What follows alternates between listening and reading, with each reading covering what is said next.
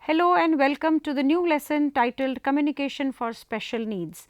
I am Professor Archana Dasi, Department of Social Work, Jamia Millia Islamia, New Delhi. Well, today in this module, we will be discussing understanding of disability, concept and definition. Most people seem to know what a disabled person is and are certain that they would be able to identify an individual as disabled, either because the disability is visible or because they are aware of a specific medical condition that lends itself to be called disability. However, what precisely the term disability means is less easy to determine.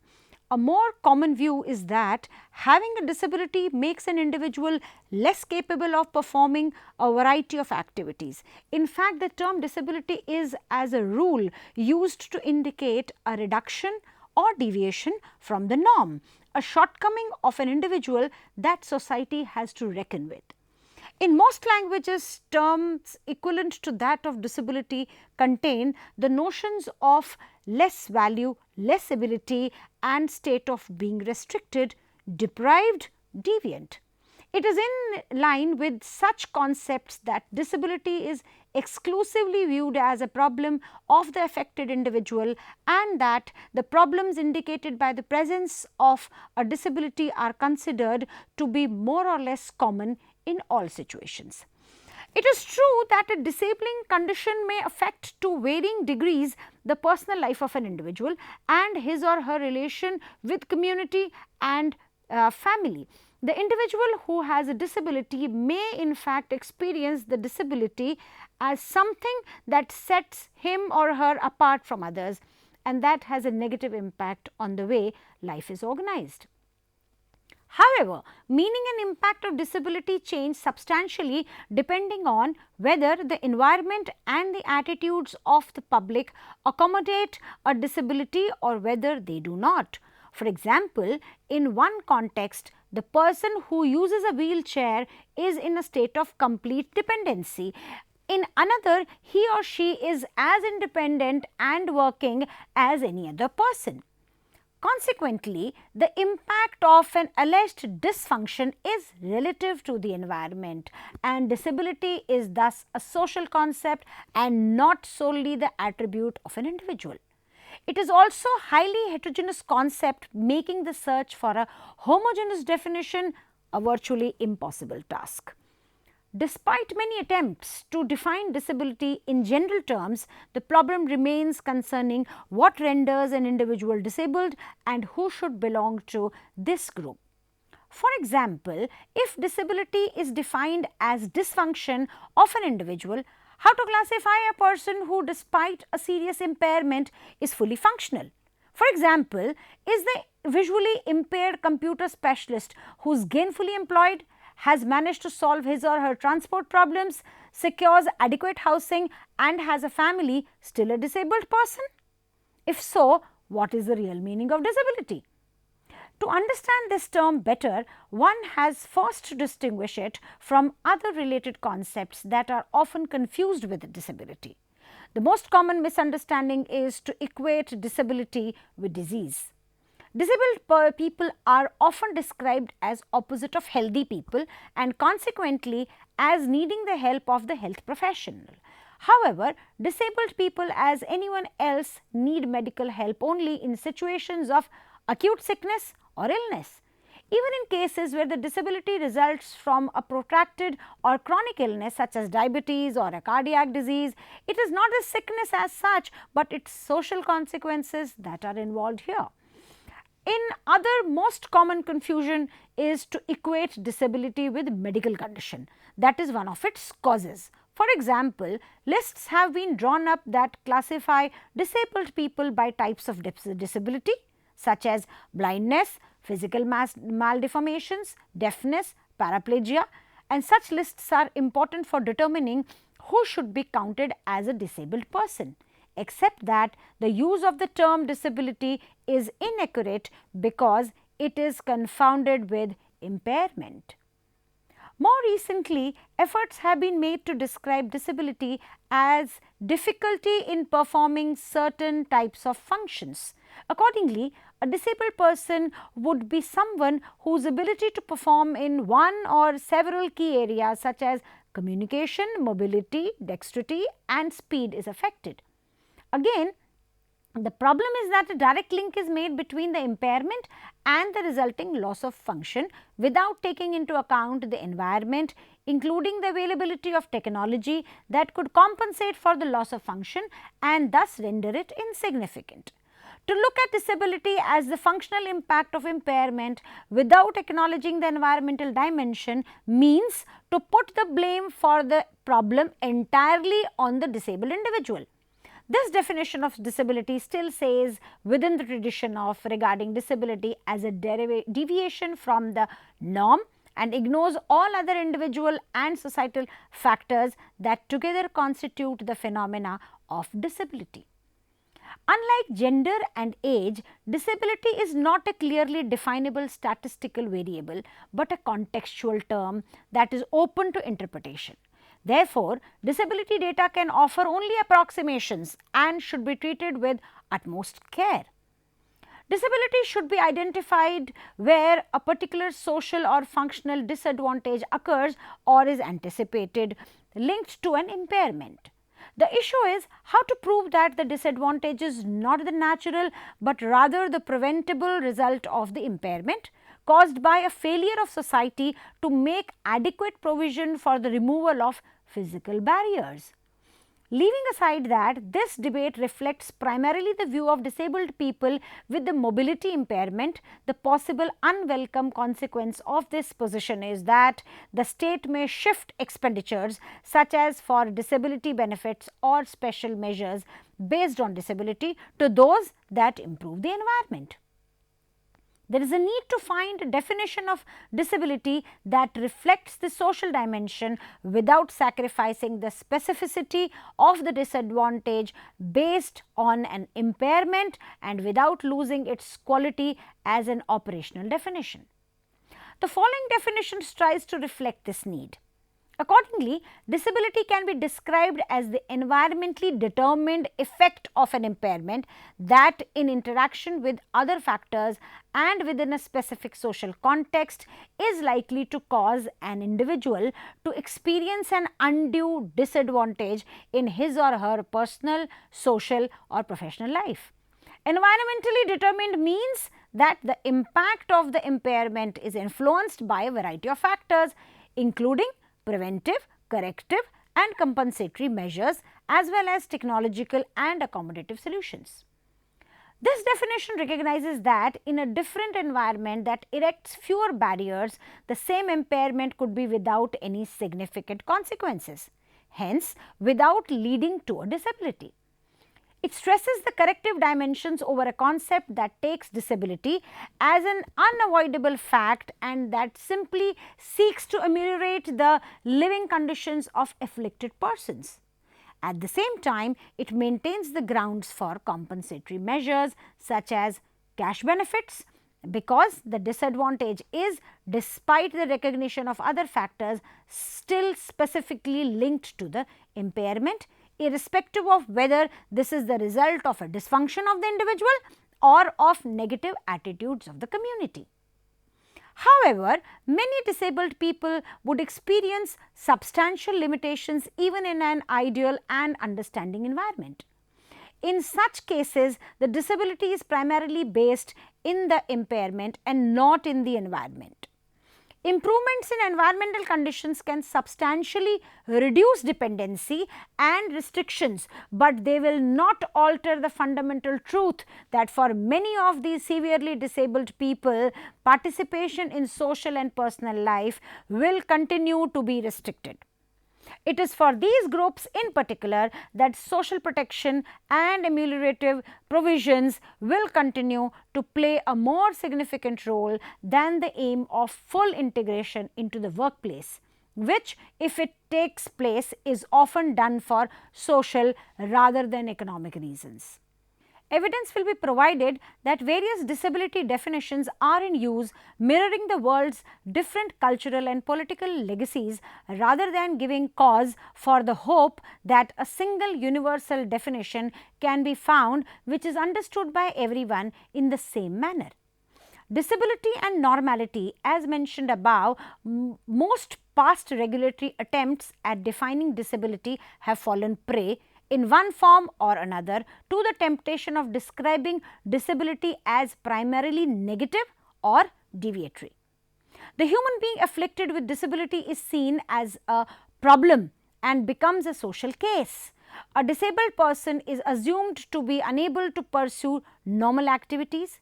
He or she is a person with whom all is not quite in order. There is an abundance of scientific literature that depicts disabled people as having a behavioral problem, and in many countries defectology was and still is recognized science that sets out to measure the degree of deviation. Individuals who have a disability generally defend themselves against such a characterization. Others resign themselves to the role of a disabled person. Classifying persons as disabled disregards the fact that what disabled individuals have in common with the non-disabled usually far outweighs that which makes them different. Further, the underlying concept that disability is a deviation from the norm is a questionable value statement. These considerations have incited many people to prefer the term persons with disability to that of disabled persons, as the latter term could be understood as making disability the primary characteristics of an individual. It is thoroughly conceivable that human and social reality be defined in such a way that disability be regarded as consistent with normalcy and not as a deviation from it. In fact, declaration that was adopted in 1995 by the heads of state and government at the UN World Summit for Social Development in Copenhagen describes disability as a form of social diversity.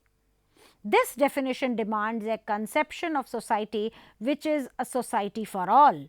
Thereby, previous attempts at defining disability negatively as deviation from the norm or as deficiency are no longer valid. A society which adapts itself to disability in an inclusive manner could substantially overcome those effects of disability which were previously experienced as overly restrictive. Disability as identity, despite the danger that the label will invite segregation and discrimination, there are valid reasons to adhere to the usage of the term disability and to group individuals in this category. It cannot be denied from an empirical standpoint that many individuals with disability share similar, mostly negative experiences of discrimination, exclusion and economic or social dependency. There exists a factual categorization of human beings as disabled because specific negative or censorious social behavior patterns appear to be based upon disability. Conversely, where there are efforts made to fight discrimination on the basis of disability, it also becomes necessary to stipulate who should have the right to enjoy protection under such measures. However, most individuals who on account of an impairment have a functional limitation of one form or another appear not to see themselves as disabled. This creates a problem not to be underestimated for those engaged with the politics of disability. For example, should those who do not self-identify as disabled be counted among the number of disabled persons, or only those who register as disabled? There is a legal recognition as disabled. In many constituencies, definitions of disability are identical with an administrative act of recognizing a disability. This recognition as disabled becomes a prerequisite for the claiming of support on the basis of a physical or mental limitation or for litigation under an anti-discrimination law. Such supports can comprise provisions for rehabilitation, special education, retraining privileges in the securing and preserving of a place of employment, guarantee of subsistence through income, compensation payments and assistance with mobility, etc. In all cases in which legal regulations are in force in order to compensate for or to prevent disadvantages, there arises the need to clarify who has a claim on such legal provisions, be these benefits, services or protective measures. It follows thereupon that the definition of disability is conditioned by the type of service or regulation which is offered. Virtually every existing definition of disability thus mirrors a legal system and draws its meaning from this system. Being recognized as disabled means to fulfill the conditions for benefiting from the possibilities presented by this system. These conditions, however, may vary among constituencies and programs, and consequently, many different definitions may coexist side by side within a country. In other countries, lasting privileges are offered to offset real or hypothetical handicaps. This practice has resulted in the development of a legally recognized disability status bearing elements of positive discrimination. These privileges often apply even to those who are no longer actually in need of them because they are socially and economically well integrated. A number of international commitments and guidelines came into effect in the recent past targeting the welfare of disabled persons. India is a signatory to the Declaration on the Full Participation and Equality of People with Disabilities in the Asia Pacific region, year 2000. India has ratified the UN Convention on the Rights of Persons with Disability in the year 2008. India is also a signatory to the Bivaco Millennium Framework in 2002 for action towards an inclusive, barrier-free and rights-based society. The Bivaco +5 in 2007 further encourages efforts towards an inclusive, barrier-free and rights-based society for persons with disability in Asia and the Pacific, added the emphasis. The Incheon strategy to make the right real for persons with disability in Asia and the Pacific in year 2012 provides the Asian and Pacific region and the world with the first set of regionally agreed disability inclusive development goals. The Incheon strategy will enable to track progress towards improving the quality of life and the fulfillment of the rights of the region's persons with disability. The Sustainable Development Goals 2015 pledges for leaving no one behind, recognizing that the dignity of the human being is fundamental. The SDGs wish to see the goals and the targets met for all nations and people and for all segments of the society and endeavor to reach the furthest behind first. The implementation and monitoring of these international commitments demand sound base of disabled persons. International Classification of Functioning Disability and Health ICF. The International Classification of Functioning Disability and Health, more commonly called as ICF, provides a standard language and framework for the description of health and health related states. Like the first version published by World Health Organization for trial purposes in 1980, ICF is a multi-purpose classification intended for a wide range of uses in different sectors. It is a classification of health and health related domains that help us to describe changes in body function and structure, what a person with a health condition can do in a standard environment, their level of capacity, as well as what they actually do in their usual environment, that is their level of performance. At the core of ICF's concept of disability are the facts that disability is multidimensional and the product of an interaction between an individual's certain conditions and his or her physical, social and attitudinal barriers. The biopsychosocial model embedded in the ICF broadens the perspective of disability and allows medical, individual, social and environmental influences on functioning and disability to be examined.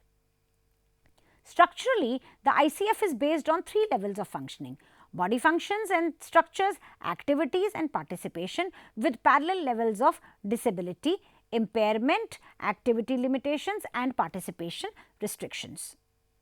Human functioning is understood as a continuum of health states, and every human being exhibits one or other degree of functioning in each domain at the body, person and society levels. In the ICF language, contextual factors, that is environmental factors and personal factors, also constitute disability. Environmental factors include availability of assistive devices, family and community support, supportive services and policies and attitudes of different people. Personal factors include health conditions, that is diseases, disorders and injuries. ICF conceptualizes disability not solely as a problem that resides in the individual, but as a health experience that occurs in a context.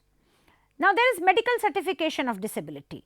Section 2(1) of the Persons with Disability, Equal Opportunities, Protection of Rights and Full Participation Act 1995 defines disability as blindness, low vision, leprosy cured, hearing impairment, locomotor disability, mental retardation and mental illness. A disability is an umbrella term covering impairments, activity limitations and participation restrictions. An impairment is a problem in body function or structure. An activity limitation is a difficulty encountered by an individual in executing a task or action. A participation restriction is a problem experienced by an individual in involvement in life situations. So, for understanding disability with 5 W's, the W5 questions who, what, where, when and why are an important element to understand the concept of disability. So, the first one is who, which means disability identifies and the question of belongingness, that who are disabled. The second would be what. This represents the disability, the question of what.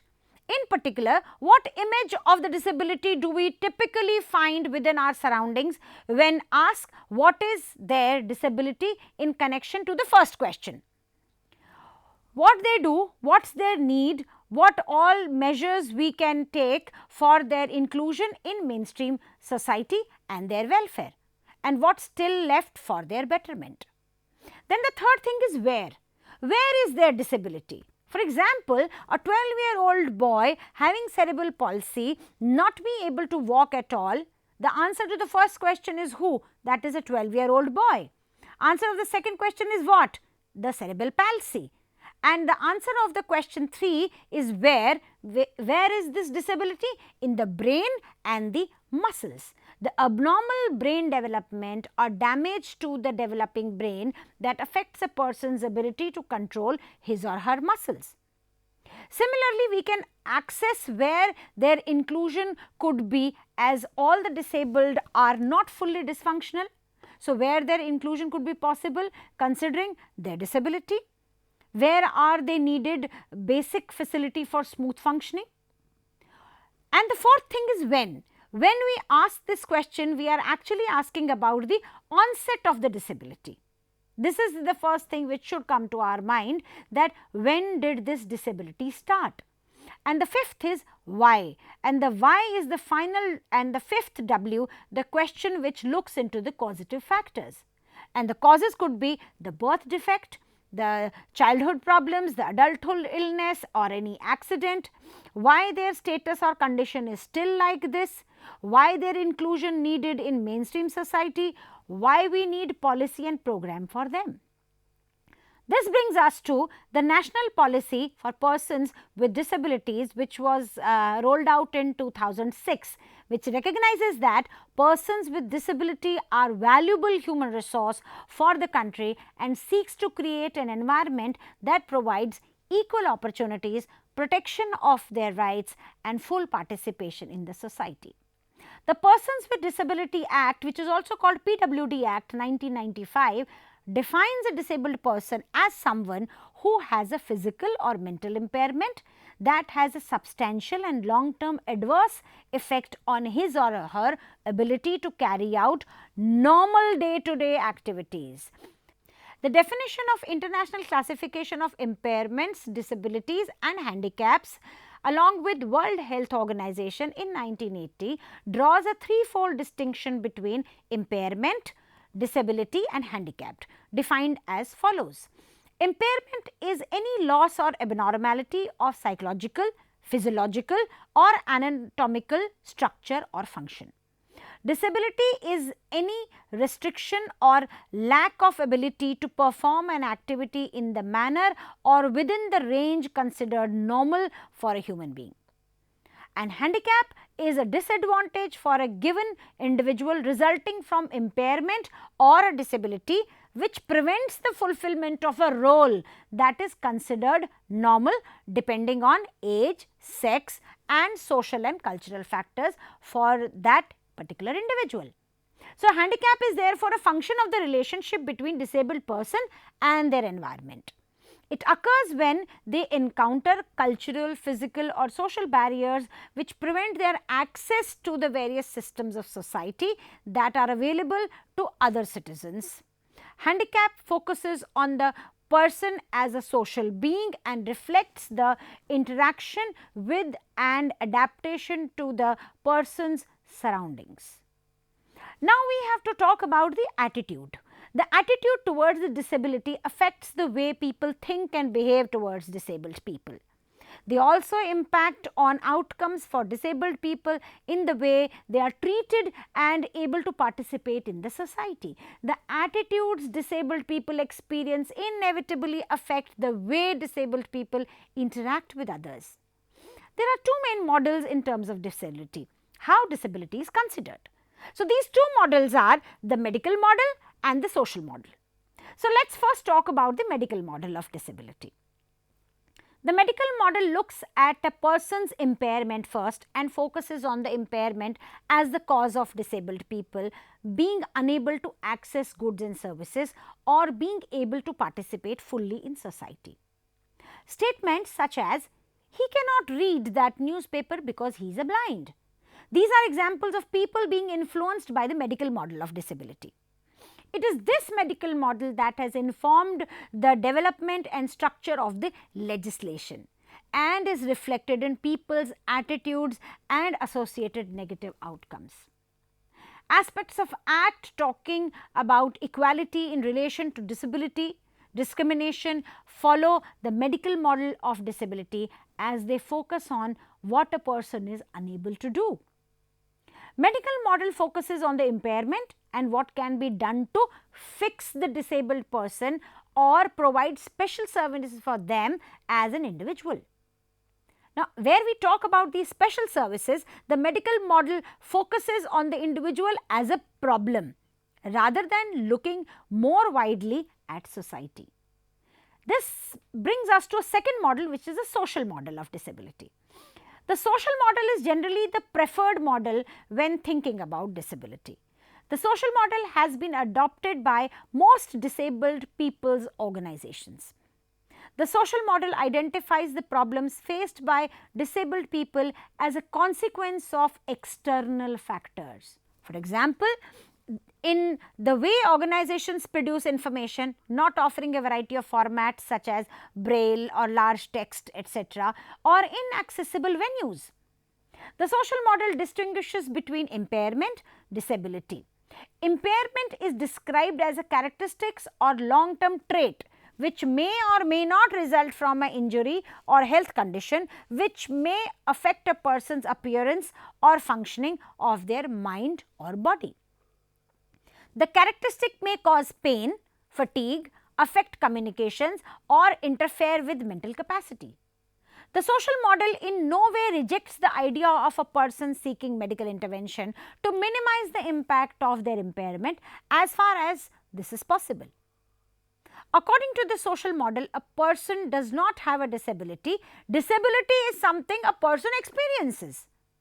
A disability experienced is often caused by the approach taken by society or individuals which fail to take account of people with impairments and their associated needs.